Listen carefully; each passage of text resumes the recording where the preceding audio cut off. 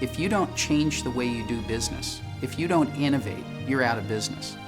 Well, in Salem, I don't know that we've innovated in 25 years. Gubernatorial candidate Alan Alley understands innovation and the need for intervention in state government. In the last 4 years alone, our state budget has grown by over 37%. 37% more of your money, of our money, has gone into Salem. Are we getting 37% more? I don't think so. Current leadership in Salem offers the same tired answers. The only solution that we've seen from Salem is just raise higher and higher taxes on a shrinking economy. And that just isn't sustainable. We talk about sustainability around here. That is not sustainable. First thing we have to do is we have to get the economy growing, and then we have to grow government slower than the growth of the economy. That's innovative.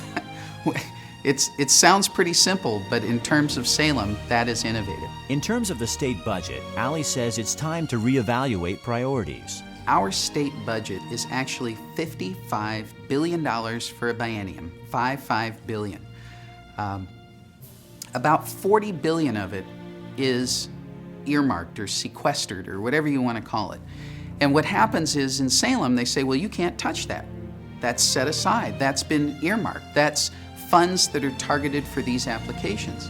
So everybody fights over that $15 billion. When people talk about the Oregon budget, what they usually refer to is this $15 billion in what's called the general fund. About half of this is the K-12 budget. About half of the half, or 1/4 of it, is actually health and human services. And then the rest of this little sliver here, is what all the negotiations are usually about. And here you have things like state police, higher education, community colleges.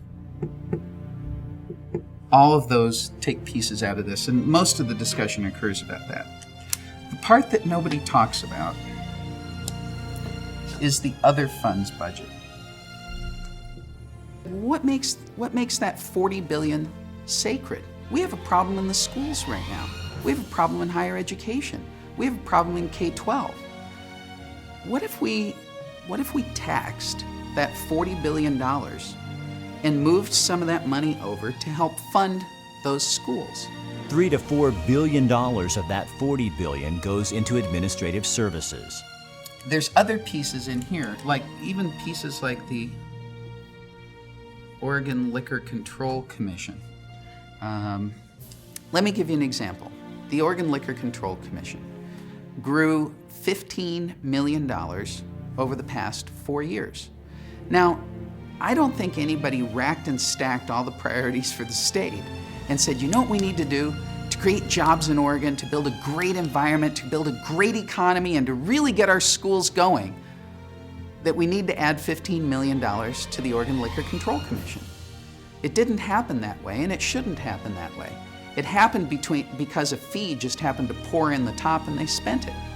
We have to reprioritize those things, and we can't allow ourselves to be a victim of the process. Alley says it's time we tax the government. It's time we tax that $40 billion budget. It's time we make the untouchable touchable. Now, I know this might sound unusual, and it is. It's very out of the box. It's actually done on that side of the government. That's the way the Department of Administrative Services funds their operations.